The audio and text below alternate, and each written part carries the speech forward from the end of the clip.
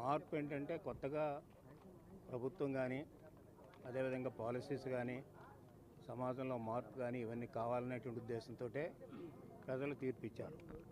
ఆ తీర్పుకు అనుగుణంగా ఉండవలసినటువంటి అవసరం ఉందా మంత్రివర్గం కూడా. ఎంచేతంటే మొదటి నుంచి కూడా నేను చెప్తూ ఉన్నాను, యంగర్ జనరేషన్ వచ్చినప్పుడు యంగర్ జనరేషన్ని అకామిడేట్ చేస్తూ ఉండాలి. ఇప్పుడు కూడా అకామిడేట్ చేస్తూ ఉంటే ఆ పార్టీ కానీ ఆ ప్రభుత్వం కానీ 4 కాలాల పాటు ఉంటుంది. ఇది నేను 2007 సంవత్సరంలో ఫస్ట్గా మహానాడులో చెప్పాను నా స్పీచ్లో, తర్వాత 2009లో కూడా చెప్పాను. అందుకనే యంగర్ జనరేషన్కి అవకాశాలు వచ్చింది ఈ క్యాబినెట్లో. ఆ యంగర్ జనరేషన్కి అవకాశాలు ఇవ్వడానికి అందరూ కూడా వెల్కమ్ చేయవలసినటువంటి సందర్భం.